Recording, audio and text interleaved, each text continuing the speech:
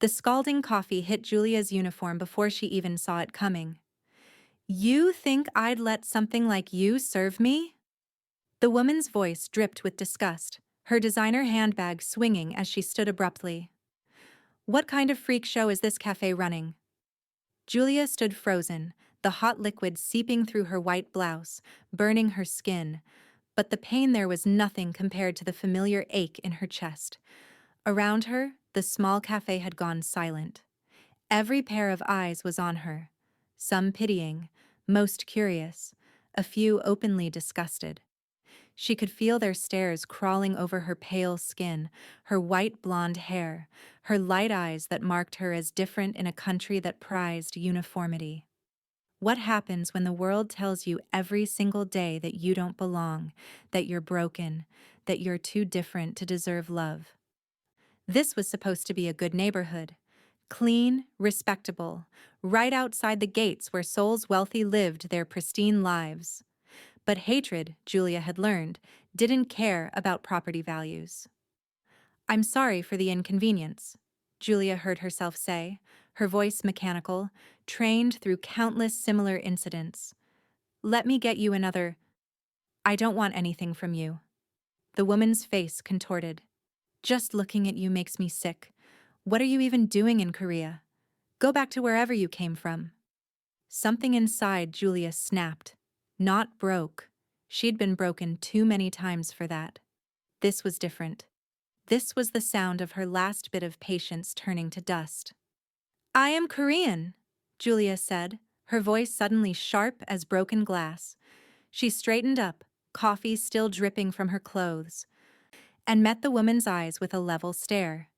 "Born in Busan, raised in Daegu, moved to Seoul 3 years ago. But please, continue educating me about my own identity. I'm sure your expensive face cream gives you all the expertise you need." The woman's mouth fell open.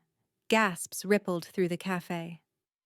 "And for your information," Julia continued, pulling off her stained apron with deliberate slowness, "albinism is a genetic condition, not a contagious disease. You can't catch it from your coffee. Though honestly, your personality seems far more infectious than anything I could possibly have." "How dare you?" "Mrs. Choi, please."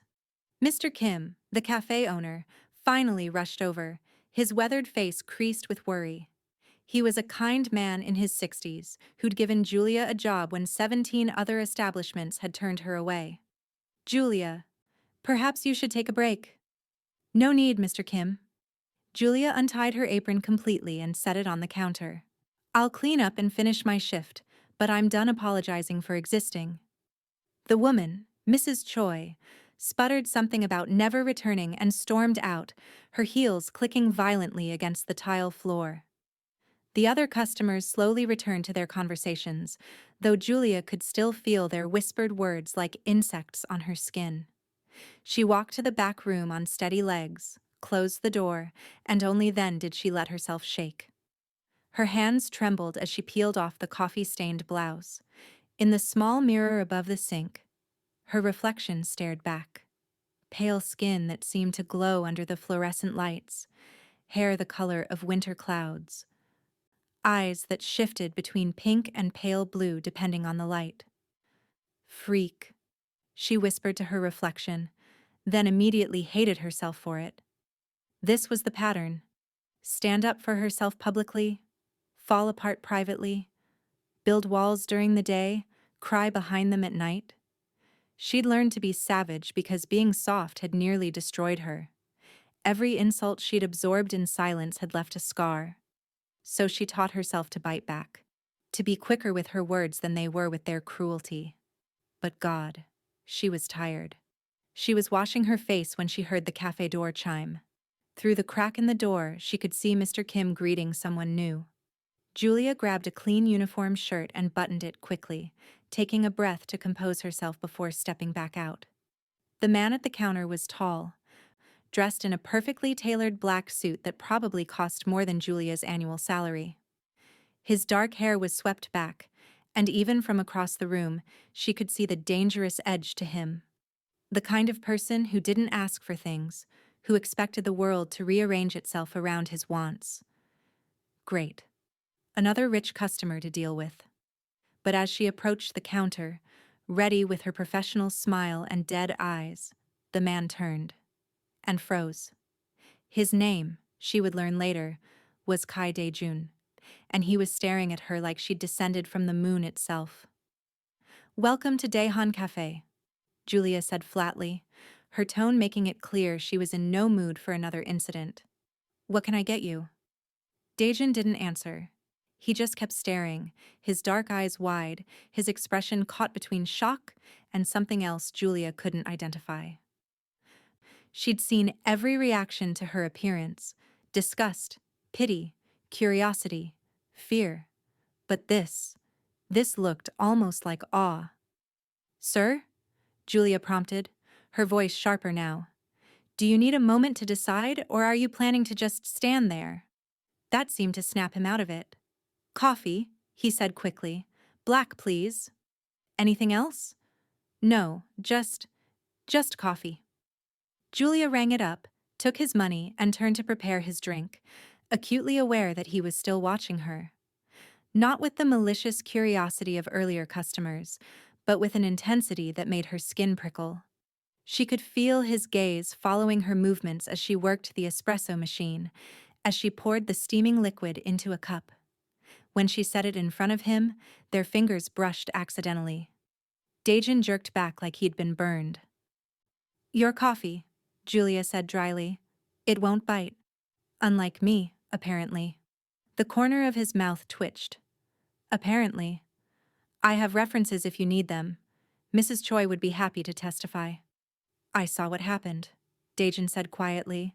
"With that woman." Julia's defenses slammed into place. "And? Are you here to tell me I was rude? That I should have just taken it? That the customer is always right even when they're being— I was going to say, you were magnificent." Julia stopped mid-sentence, her brain short-circuiting. "What?" "The way you stood up to her." Dae-jun picked up his coffee, his eyes never leaving Julia's face. "That took courage." "That took stupidity," Julia corrected. "She'll leave a terrible review. Tell all her rich friends to avoid this place." "Let her." Dae-jun's voice held an edge of steel. "People like that deserve to be put in their place." Julia studied him more carefully now. Expensive suit, confident posture, the way other customers seemed to unconsciously shift away from him like prey, sensing a predator. And there, on his wrist, just visible beneath his sleeve, was a tattoo that looked like a dragon's tail. "You're not from around here," Julia said. It wasn't a question. "I could say the same about you. I mean this neighborhood. You don't have the look." "What look is that?" "The look of someone who's never had blood on their hands." Dae-jun went very still. Then, slowly, he smiled.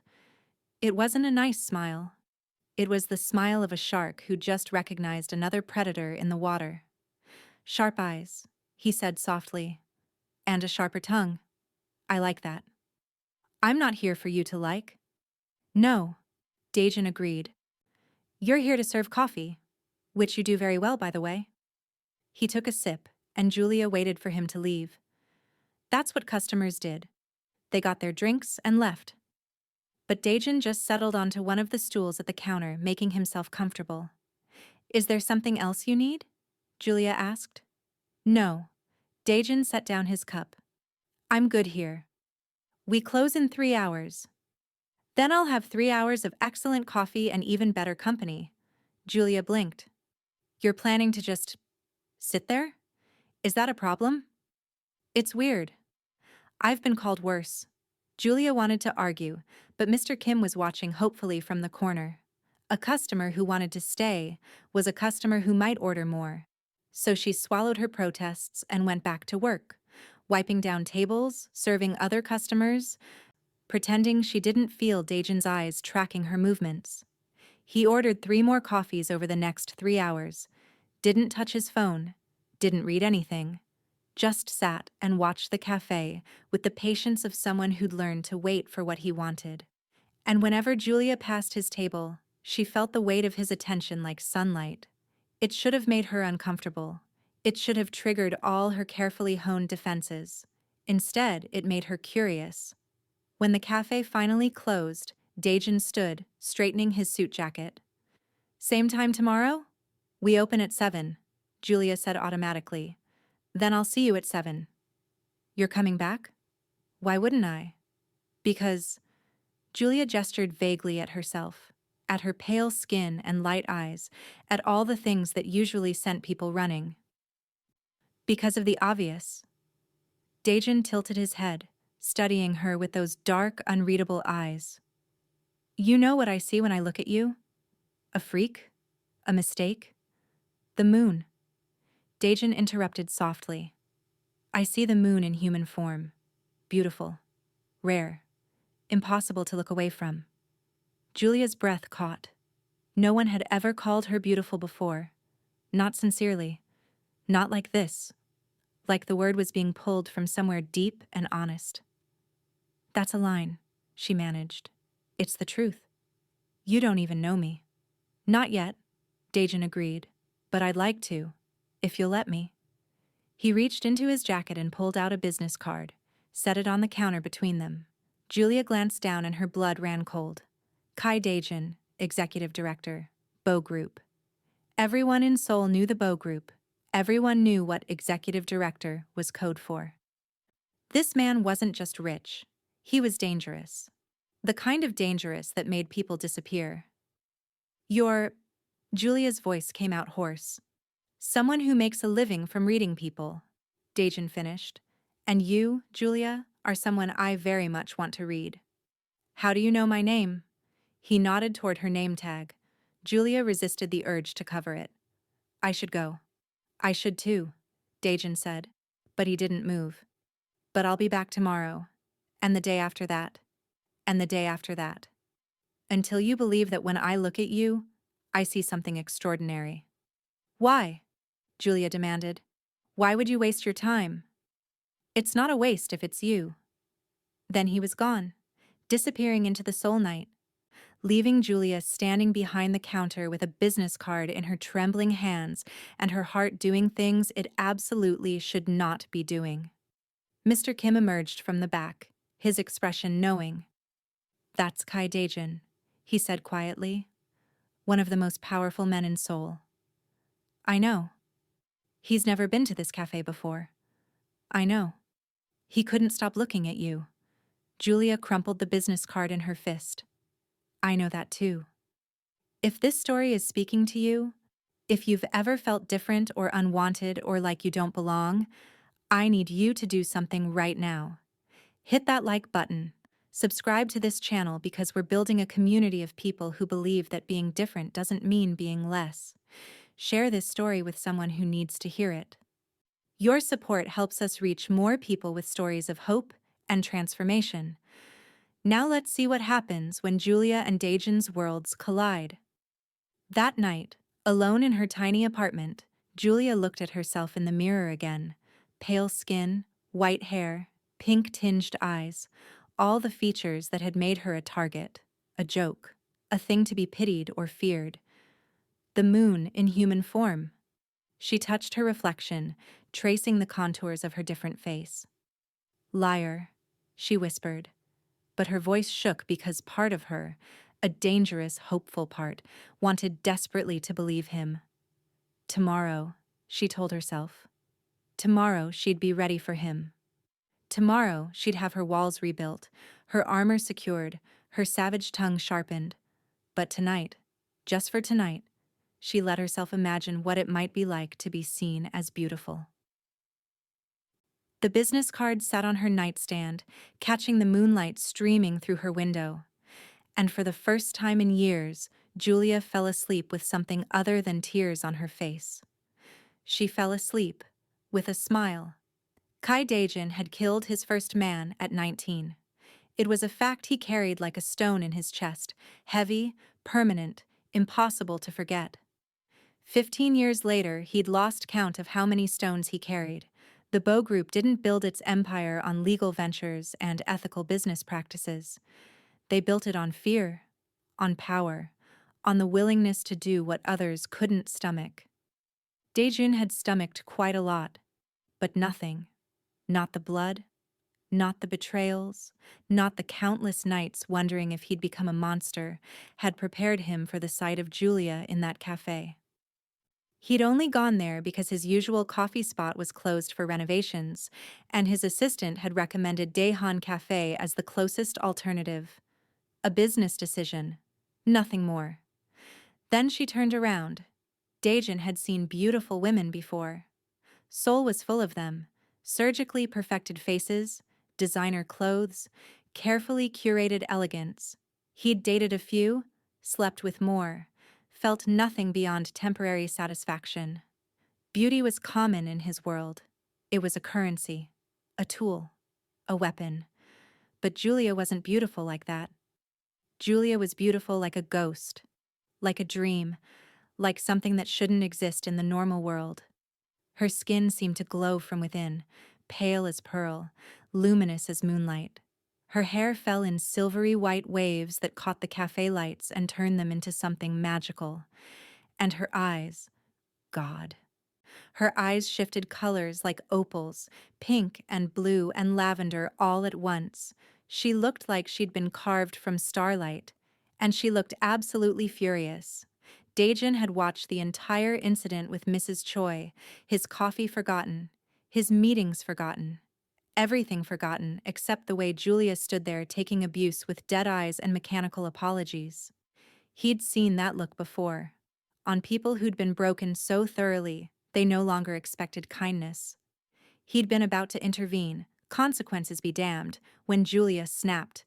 The transformation was immediate and glorious, dead eyes suddenly blazing with life, mechanical voice turning sharp as a blade. She eviscerated Mrs. Choi with words alone, and Daejun had felt something in his chest crack open, something he'd thought had died years ago. Hope, maybe, or recognition. Because he knew what it was like to build armor around yourself, to learn to bite before you could be bitten, to turn pain into power because power was the only thing that kept you safe. Julia had learned the same lessons he had, just in a different classroom. Now, sitting in his penthouse apartment overlooking the Han River, Daejun stared at his phone and contemplated his options. He could send flowers to the cafe, but that felt too impersonal, too much like every other man trying to buy attention. He could have one of his people investigate her background, learn everything about her within hours, but that felt like a violation of the fragile thing he'd seen in her eyes. So instead, he did something he rarely allowed himself to do. He waited. The next morning, Daejun arrived at Daehan Cafe at exactly 7.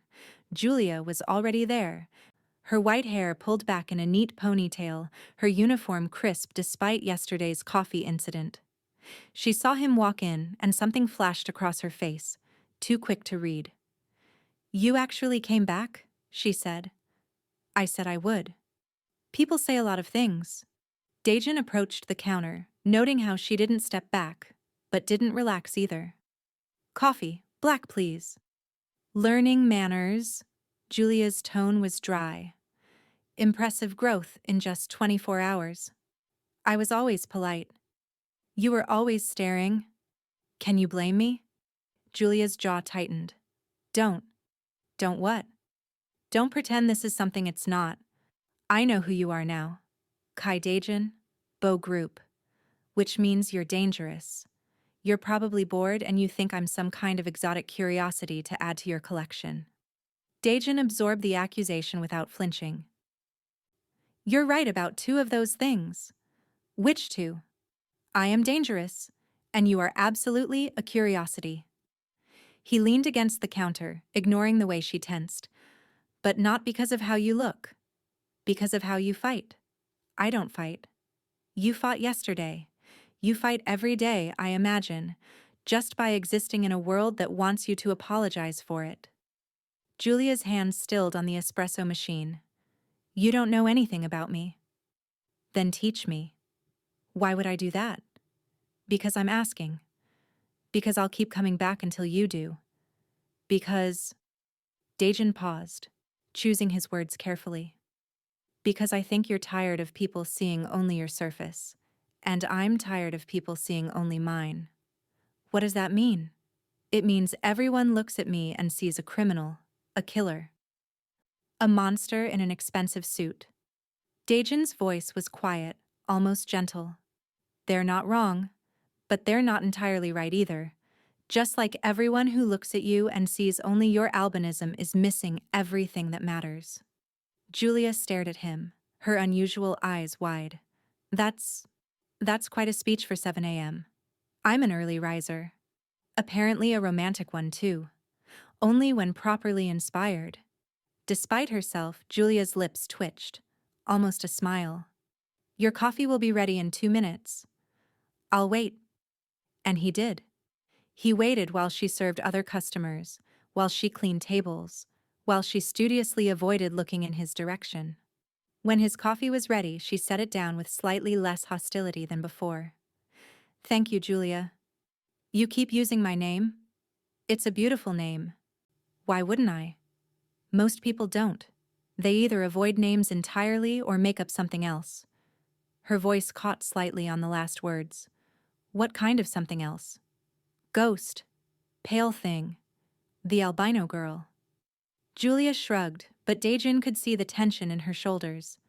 People get creative with their cruelty. Then they're fools. Daejin took a sip of his coffee, never breaking eye contact. Julia. A classic name. Strong. It suits you. You barely know me. I'm working on changing that.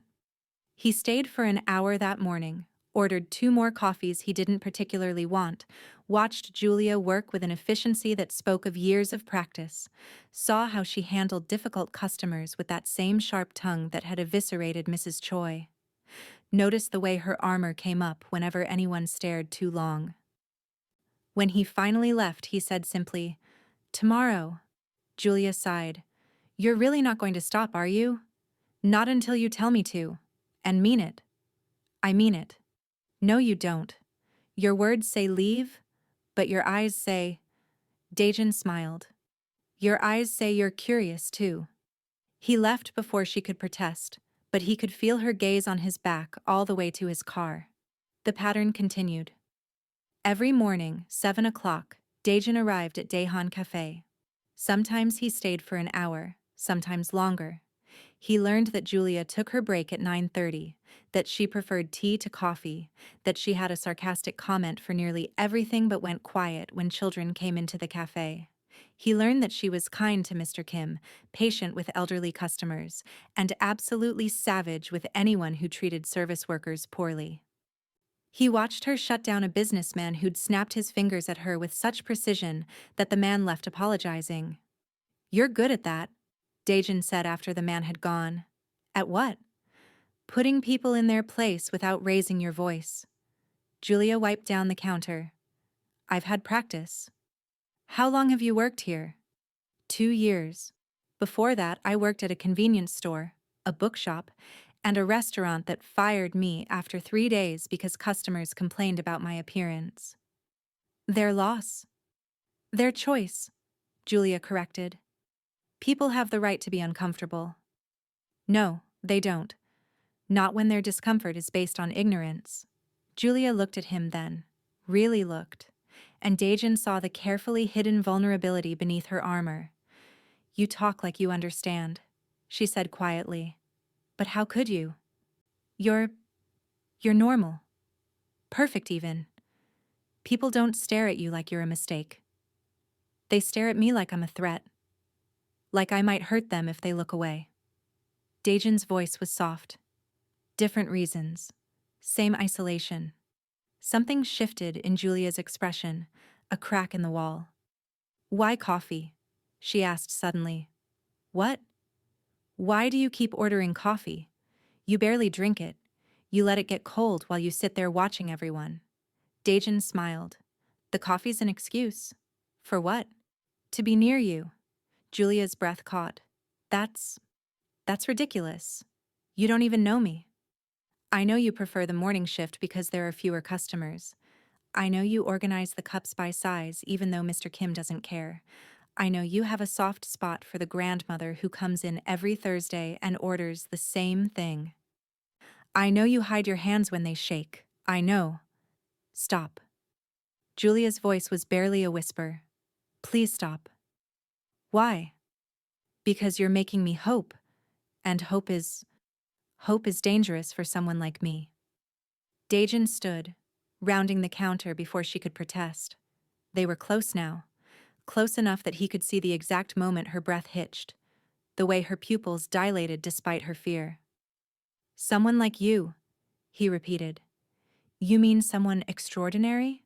Someone brave? Someone who survived things that would have broken others? Someone different, Julia whispered. Someone people don't want. I want.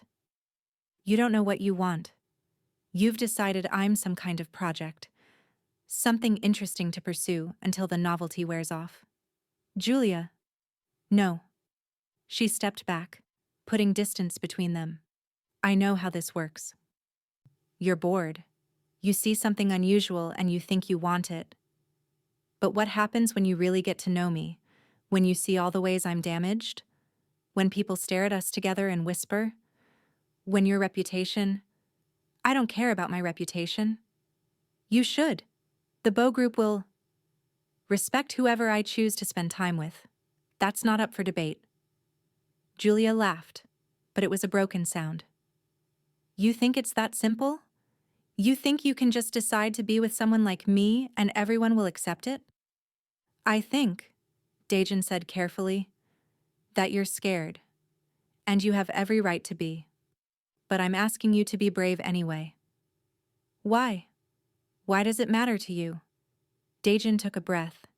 He'd killed men. He'd lied, cheated, stolen, done things that kept him awake at night. But this, telling the truth to this ethereal girl with guarded eyes, was the hardest thing he'd done in years. Because when I look at you, I see someone who understands what it's like to be judged before you speak. Someone who's built walls because the world taught them to. Someone who's lonely even in a crowded room. He met her eyes. I see someone like me. Julia's hands were trembling now.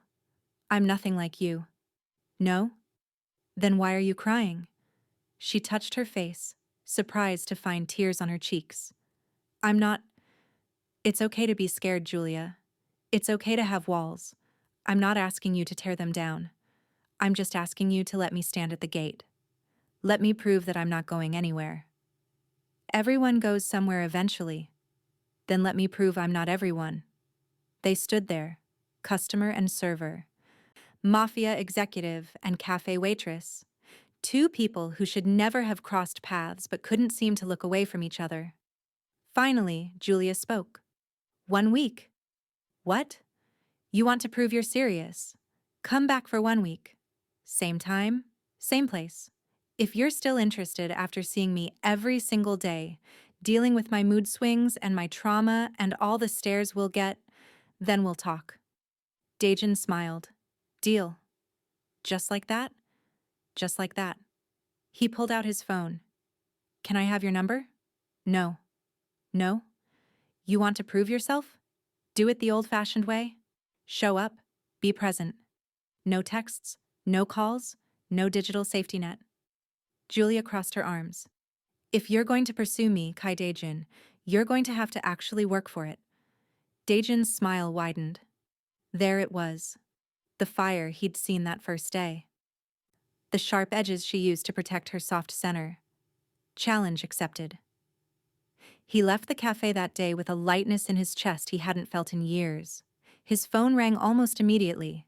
His second-in-command, Park Minho, with questions about a shipment, a territory dispute. Someone who needed to be handled. Daejin dealt with it mechanically, his mind elsewhere. On pale skin and pink eyes, on a voice that could cut glass when threatened. On walls built to survive, and a heart still brave enough to peek over them. That night, his brother Jin cornered him in his office. You've been distracted, Jin observed. He was younger by 2 years, softer in some ways, but no less dangerous. What's her name? I don't know what you're talking about. Hyung, you've been smiling at your phone for 3 days. There's a woman. Daejin considered lying, then decided against it. Julia. And? And she's different. Different how? Different in every way that matters. Jin studied him, then nodded slowly. When do we meet her? Maybe never, maybe soon. She's wary. For good reason. You're terrifying. Thanks. You really like her? It wasn't a question, but Daejin answered anyway. I really do. Then don't fuck it up. Sound advice? Daejin thought. Now he just had to figure out how to follow it. The next morning, he arrived at the cafe at 6:55, 5 minutes early. Julia saw him through the window and shook her head, but he could see the smile she was trying to hide. Day 2 of 7, he said when she let him in. You're early. Couldn't wait. He ordered his coffee, sat at the counter, watched her work. Didn't push. Didn't pressure. Just existed in her space. Let her get used to him. Around 9, a group of teenagers came in, laughing, loud. Daejin saw one of them notice Julia, saw his eyes widen, saw him elbow his friend and whisper. Julia's spine straightened. Her walls went up. Is that her hair? One of them said, not quite quiet enough. Like, is it real? Dude, her skin. Is she sick or something? Maybe she's a vampire. Daejin stood. The movement was casual, unhurried, but every one of the teenagers suddenly fell silent.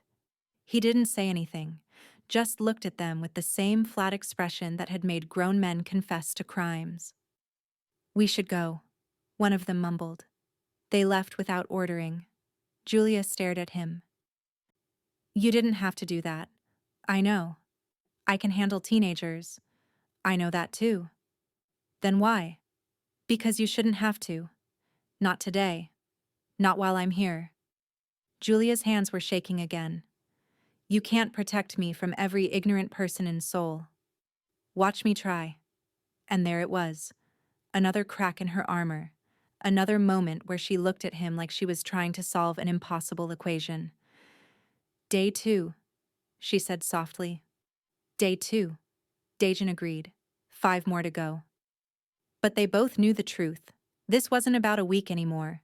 This was about something bigger, something neither of them had planned for. This was about 2 people who'd learned to survive alone, discovering they might not have to be lonely anymore. This was about moonlight and shadows learning to coexist. This was about hope. By day 5, Julia had to admit something terrifying. She was getting used to him. Kai Daejin arrived every morning at exactly 7, ordered his black coffee, and settled into what had become his seat at the counter. He didn't monopolize her time or demand her attention. He just existed. Read the newspaper, worked on his laptop, sometimes took calls in rapid, clipped Korean that made her spine straighten because even she could hear the authority in his voice. But whenever she needed him, when a customer got too aggressive, when someone stared too long, when her hands started shaking and she needed to step away, he was there, not overbearing, not controlling, just present. A quiet, steady force that made the cafe feel safer than it ever had before. He's in love with you, Mr. Kim said on the 5th morning, watching Daejin through the serving window. Julia nearly dropped the cup she was washing. What? No. We barely know each other. I've been married for 40 years, Mr. Kim said mildly. I know what a man in love looks like. The way he watches you? That's not curiosity. That's devotion. You're being dramatic. Am I? He's been here every single day this week, drinks coffee he doesn't particularly want, rearranges his schedule. Do you know how powerful he is? How many people need his time? And yet, every morning, he's here. Julia bit her lip. She'd been trying not to think about it, trying not to let herself read meaning into his consistency. Because if she started believing that Daejin was serious, that his interest wasn't just novelty or pity or some rich man's whim, if she started believing that, she'd have to confront the even more terrifying truth. She was falling for him too. It's just been 5 days, Julia said weakly. Sometimes 5 days is enough. When you know, you know. That afternoon, during her break, Julia found Daejin waiting outside. He'd brought lunch. Kimbap from a nearby restaurant, still warm in its container. "You've been skipping meals?" he said simply. "How do you... You get pale around 1, paler than usual, and your hands shake more." Julia stared at the food, then at him. "You shouldn't have." "Probably not, but I did anyway." He handed her the container. "Eat, please." They sat on the bench outside the cafe, the summer sun warm on their skin. Julia was acutely aware of the people passing by, the way some of them did double takes at her appearance, but with Daejin beside her, solid, unmovable, she found she cared less than usual. "Tell me something," Daejin said after a moment. "Something real, not your armor talking. You." Julia took a bite of kimbap, buying time. "Like what?" "Like, what made you move to Seoul?" She was quiet for a long moment. Then, "My mother died 2 years ago. Cancer. She was the only person who..." Julia's voice caught. "She was the only person who always made me feel normal. Beautiful even. After she was gone, staying in Daegu felt impossible. Too many memories. Too many people who'd known me as the poor albino girl. I'm sorry. She would have liked you, I think. She always said I needed someone who could see past the surface." Julia smiled sadly. Of course, she probably didn't mean a Mafia executive, but beggars can't be choosers. "I'm not Mafia."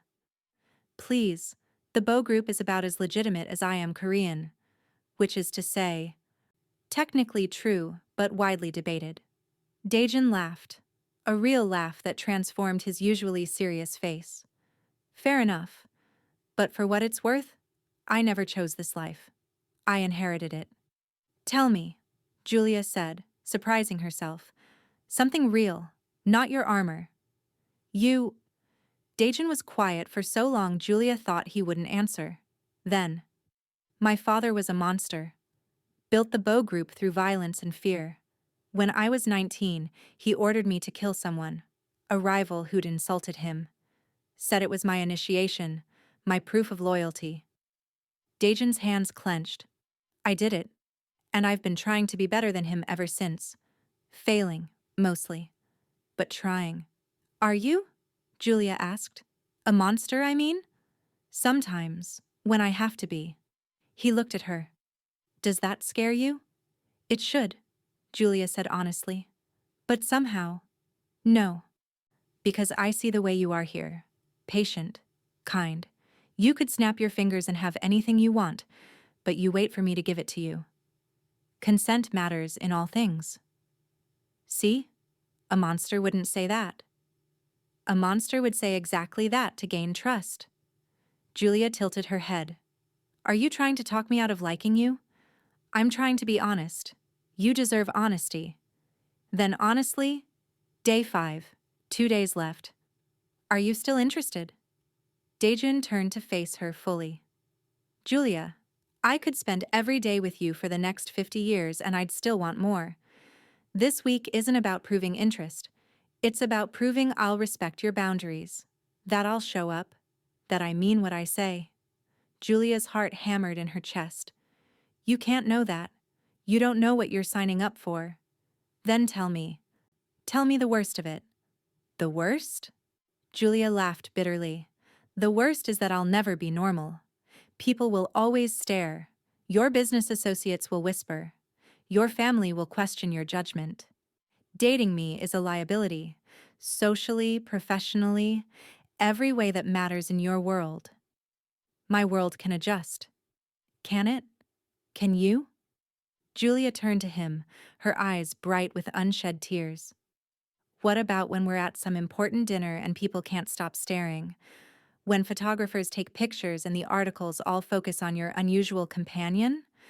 When your rivals use me to make you look weak or eccentric?" Let them try. You say that now. I say that always. Daejun's voice was steel. Julia, I've built my reputation on being someone people don't cross. You think I'm afraid of gossip? Of judgment? The only opinion that matters to me is yours. Why? The word came out desperate. Why me? You could have anyone. Someone who fits into your world. Someone who doesn't come with complications. Because I don't want anyone else. Daejun reached out slowly, giving her time to pull away, and brushed a strand of white hair from her face. Because when I look at you, I see someone brave enough to survive in a world that's been cruel. Someone who turns pain into strength.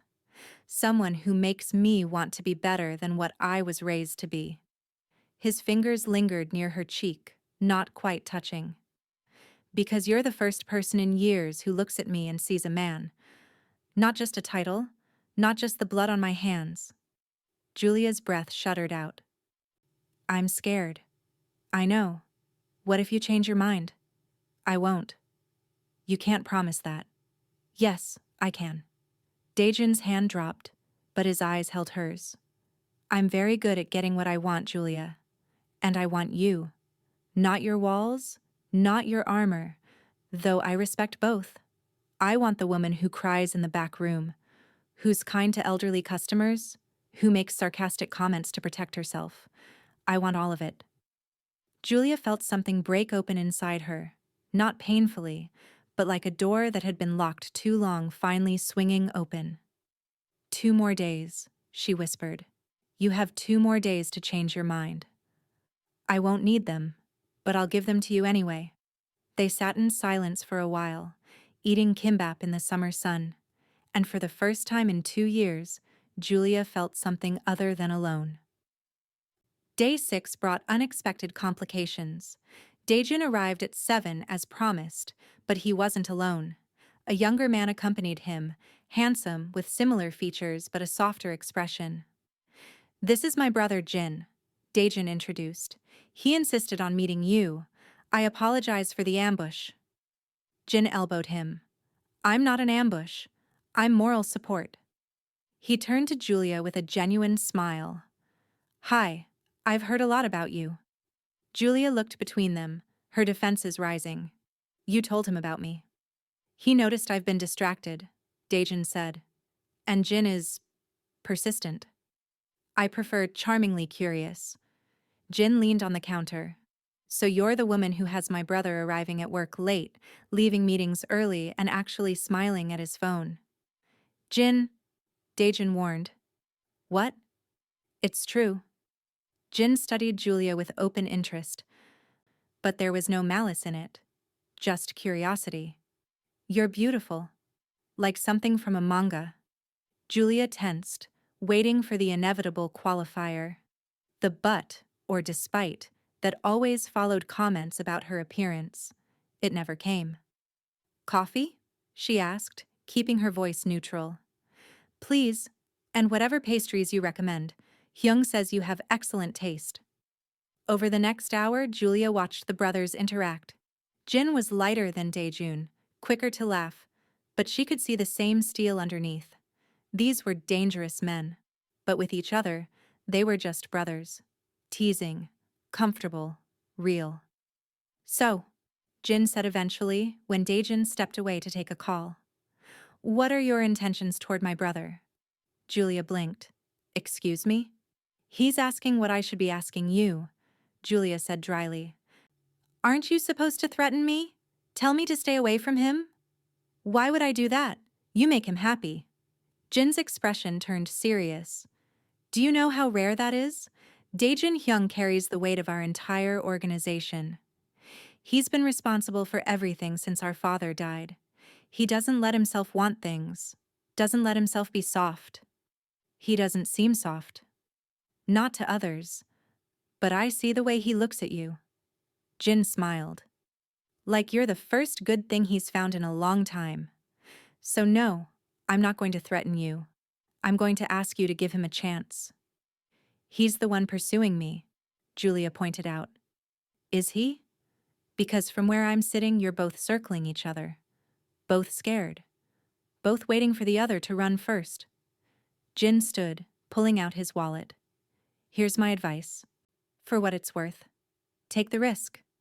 My brother isn't perfect. Our life isn't easy. But if there's one thing I know about Kai Daejin, it's that once he commits to something, he doesn't let go. He paid for his coffee and left just as Daejin returned. What did he say to you? Daejin asked, suspicious. That you're stubborn. True. That you don't let go of things easily. Also true. That I should give you a chance. Daejin went very still. And what do you think? Julia looked at this man who'd spent 6 days proving himself, who'd rearranged his life to drink coffee he didn't want in a cafe he'd never noticed before, who looked at her like she was something precious instead of something broken. I think, she said slowly, that tomorrow is day 7. It is. And after tomorrow? What happens? That's up to you. Daejin leaned across the counter, close enough that Julia could see the dark flecks in his eyes, could smell his cologne, something expensive and subtle. What do you want to happen? I want... Julia's breath caught. I want to take you to dinner. Somewhere nice. I want to pick you up at your apartment and walk you to the car and open your door like you're the most important person in my world. Because you are. Julia's breath caught. I want to hold your hand in public and let everyone see that I'm proud to be with you. I want to learn everything about you. Your favorite color, your worst fear, what makes you laugh until you cry. I want to kiss you until you believe you're beautiful. Daejin. I want to be someone you can trust, someone who makes you feel safe, someone who proves, every single day, that choosing me wasn't a mistake. He pulled back slightly. But I'll only do those things if you want them too. Julia's hands were shaking. Her walls were crumbling. Every instinct screamed at her to protect herself, to push him away before he could hurt her. But there was another voice, quieter but growing stronger, the voice that sounded like her mother. That told her she deserved good things, that being different didn't mean being unworthy of love. Ask me tomorrow, she whispered. After day 7, ask me then. Daejin smiled. I will. Day 7 arrived with rain. Julia woke to thunder rumbling across Seoul, rain drumming against her window. She dressed carefully, chose her best uniform, braided her hair with trembling fingers. This was it. The last day. After this, she'd have to make a choice. Let Daejin in or push him away. Risk everything or stay safe behind her walls. She arrived at the cafe early, helped Mr. Kim with opening preparations. Her stomach churned with nerves. 7 o'clock came and went. No Daejin. 7:30. 8. 8:30. Julia told herself it didn't matter, that she'd expected this, that he'd finally come to his senses and realized she wasn't worth the trouble. But it did matter. It mattered so much she could barely breathe. By 9, she'd accepted the truth. He wasn't coming. The week was over. He'd proven nothing except that she'd been right to protect her heart. She was wiping down tables, eyes burning with tears she refused to shed, when the door chimed. Julia looked up. Daejin stood in the doorway soaking wet, his expensive suit plastered to his body, his hair to his forehead. He looked like he'd run through the rain. I'm sorry, he said immediately. There was an accident on the highway. A truck overturned. Traffic was completely stopped.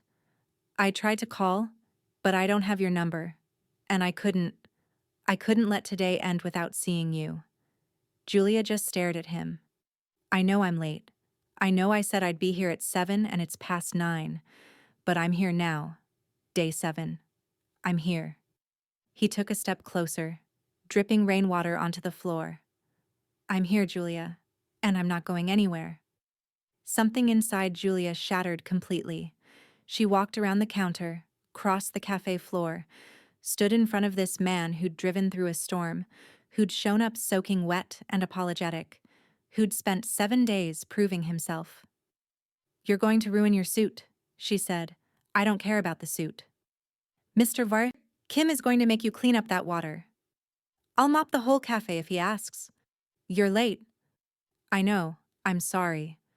Julia reached up slowly, giving herself time to change her mind.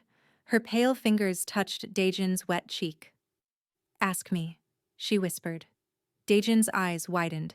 Julia, ask me the thing you wanted to ask after day 7. Ask me now.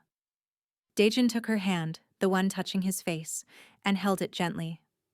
Will you have dinner with me? Will you let me take you somewhere nice and spend the evening learning everything I don't know yet? Will you give us, a real chance? Julia felt tears slip down her cheeks, mixing with the rain Daejin had brought in with him. Yes, she said. Yes to all of it. Daejin's smile was brilliant, transformative. Really? Really? But I have conditions. Name them. We go slow, no rushing, no assumptions. We learn each other properly. Done. You don't try to fix me or change me. I'm not a project. You're perfect as you are. I'm not perfect. I'm damaged and difficult and mine, Daejin said softly. If you'll have me, damaged, difficult, and all. Julia laughed, the sound watery but genuine. We're quite a pair. The best pair. Behind the counter, Mr. Kim cleared his throat loudly. This is very touching, but you're both dripping on my floor. And Julia, you're still on shift for another hour. Julia pulled back, suddenly aware they had an audience. Not just Mr. Kim, but several customers watching with varying expressions of surprise and delight. She gestured vaguely at the cafe. I'll wait, Daejin said. I'm good at waiting now. You taught me. He sat at his usual spot, still dripping, and ordered his black coffee. Julia served him with shaking hands and a smile she couldn't quite hide. The next hour passed in a blur. Julia worked mechanically, hyper-aware of Daejin watching her with open affection now, no longer hiding his interest. When her shift finally ended, she changed out of her uniform with trembling fingers. This was happening. She was doing this. She was choosing to be brave. Daejin was waiting outside, the rain having slowed to a drizzle. He'd somehow acquired an umbrella. Where are we going? Julia asked. There's a restaurant by the Han River. Quiet, private. They have the best bibimbap in Seoul. Sounds expensive. It is. I'm not dressed for expensive. Daejin looked at her. Really looked at her simple clothes, her braided white hair, her pale skin glowing in the gray light. You're dressed perfectly, he said. You could wear a paper bag and you'd still be the most beautiful woman in any room. Julia ducked her head, hiding her smile. You're ridiculous. I'm honest. He offered his arm. Shall we? Julia hesitated for just a moment. This was the point of no return. If she took his arm, if she let him lead her to dinner, she was admitting this was real. That she was allowing herself to hope. That she was choosing him. She took his arm. They walked to his car, a sleek black sedan that probably cost more than Julia made in 5 years. Daejin opened her door, waited until she was settled, then rounded to the driver's side. As they pulled away from the cafe, Julia watched Seoul blur past the windows. The rain had washed everything clean, made the city gleam. Nervous? Daejin asked. Terrified. Me too. Julia glanced at him. Really? Really? I've negotiated with criminals, handled territory disputes, stared down men twice my size. But this? You? Absolutely terrified. He reached over, laced his fingers through hers. Worth it, though. Julia squeezed his hand, feeling the calluses there, the strength. What if I'm terrible at this? At dating, relationships, all of it? Then we'll be terrible together. Learn together. What if people say things? What if it affects your business? Then I'll handle it. Julia, look at me. She did. There is nothing more important to me than making sure you feel safe, respected, cherished. Everything else is just noise. You can't promise that. Watch me. They arrived at the restaurant, an elegant place with floor-to-ceiling windows overlooking the river.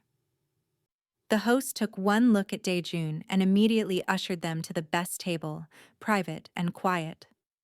Julia waited for the stares, the whispers. They came, subtle, but there. She saw the host's double take at her appearance, saw other diners notice her pale skin, her unusual eyes. But Daejun was oblivious to all of it. He only had eyes for her. "Tell me something," he said once they'd ordered. "Something I don't know." "Like what?" "Anything. Your favorite memory. Your biggest dream. Whatever you want to share." Julia thought for a moment. "When I was 7, my mother took me to Jeju Island. Just the two of us. We spent 3 days on the beach. And she told me that I was special. That my skin was like moonlight on water. That someday someone would see how beautiful that was." She was right.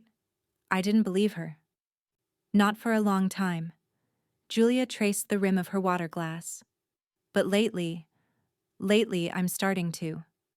"What changed?" "You." Julia met his eyes. "You look at me like I'm something rare and precious.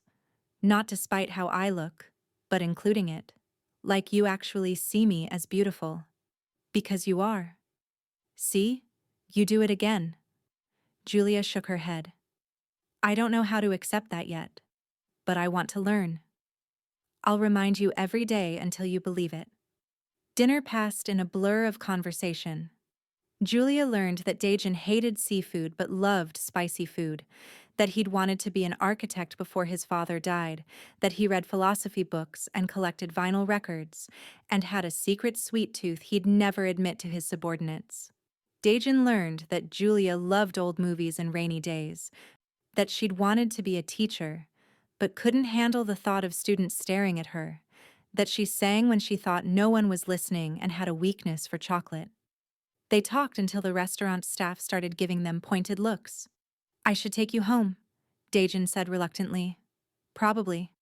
But neither of them moved. "Julia," Daejun said finally, "I know we said we'd go slow, but may I kiss you? Just once. Just to—" "Yes." He blinked.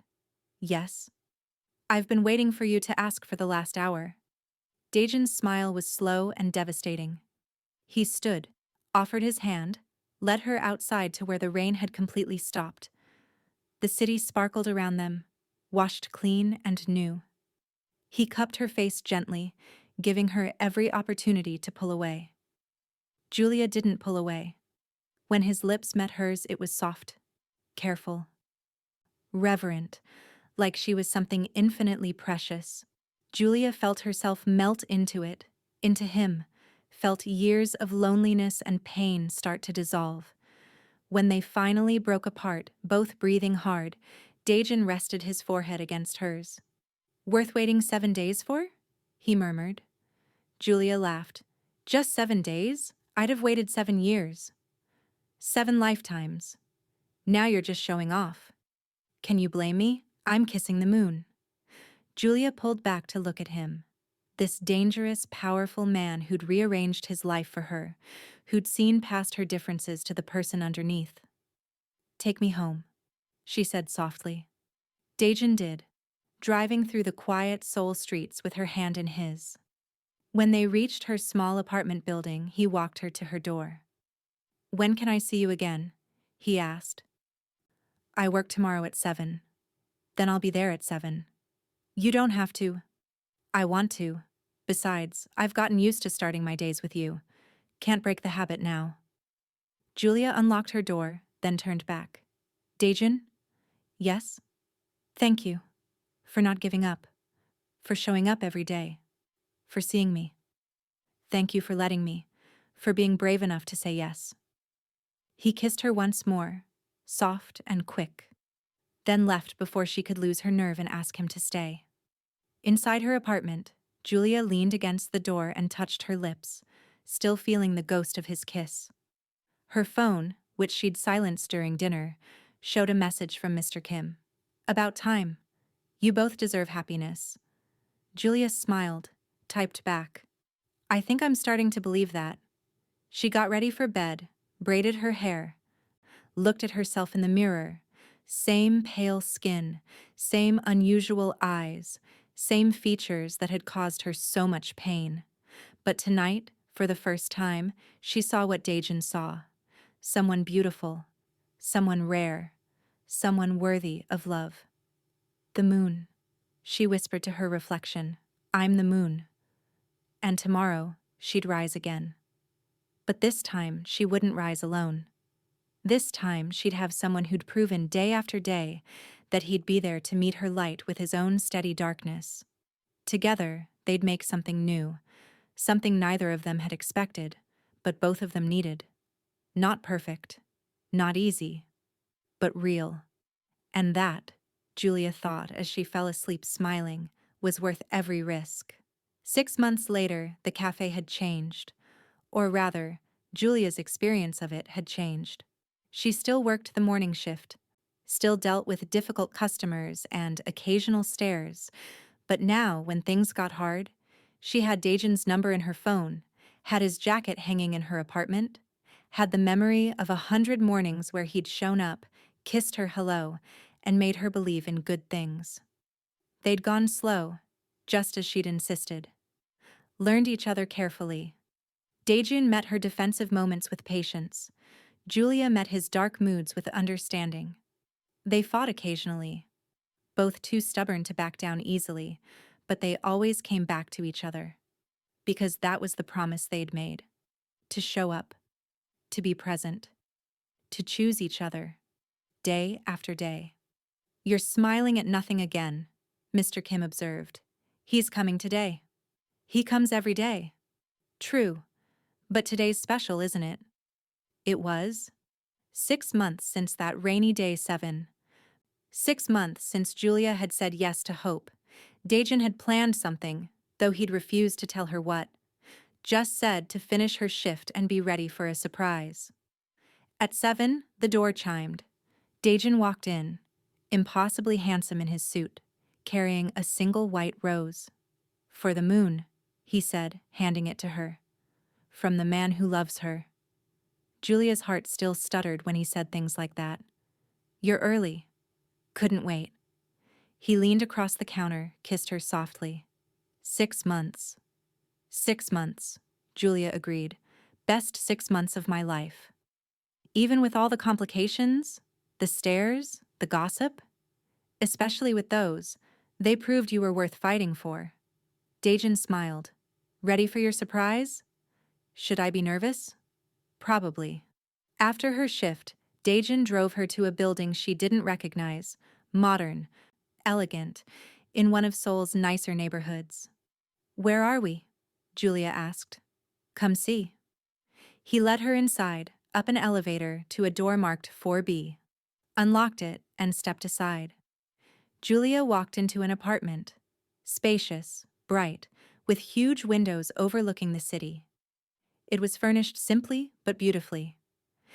And in the bedroom, she saw boxes marked with her name. Daejin. Her voice came out small. I know we said slow, and we have been, but Julia. He came up behind her, wrapped his arms around her waist. I want to wake up next to you. I want to make you breakfast and hear about your dreams. I want this to be our space, if you want it. Julia turned in his arms. You got us an apartment. I got us an option. If it's too fast, we'll wait. If you need your own space, I'll understand. But I'm asking you to move forward with me. To build something together. Julia looked around the apartment. Their apartment. Imagined mornings here with Daejun. Evenings cooking together. Nights falling asleep in his arms. Yes, she whispered. Yes. Yes, I want this. I want us. I want everything. Daejin's smile could have lit the entire city. He picked her up, spun her around, kissed her until they were both breathless. I love you, he said against her lips. My moon. My light. My everything. I love you too, Julia said, and meant it with everything she was. They stood in their new apartment, Two people who'd found each other against all odds, the Mafia executive and the albino waitress, the shadow and the light. Together, they were something neither had been alone. Complete. And every morning after, when Daejin showed up at the cafe at 7, it wasn't to prove anything anymore. It was just to be near the woman he loved. The woman who'd taught him that beauty came in unexpected forms. The woman who'd learned that she deserved to be cherished. The moon who'd found her home in the darkness. And the darkness that had learned to love the light. Listen, friend. In this story, we learn something powerful. You deserve love, not despite your differences, but including them. True love sees your uniqueness as something precious, not something to tolerate. And when you're brave enough to let the right person in, you discover that you were never broken. You were always whole, just waiting for someone who could see it. If this story touched you, if you believe that everyone deserves to be seen and loved for who they truly are, I need you to do something. Hit that like button right now. Subscribe to this channel because we're building a community that believes in love that sees, in second chances, in the beauty of being different. Share this story with someone who needs to hear it, someone who feels unseen, someone who's been told they're too different, someone who's waiting for their person to show up. Your support helps these stories reach the people who need them most. Together, we're proving that every person, no matter how different, deserves a love story. Thank you for being here. Thank you for believing. And remember, your difference isn't your flaw, it's your superpower. You just need to find someone brave enough to see it.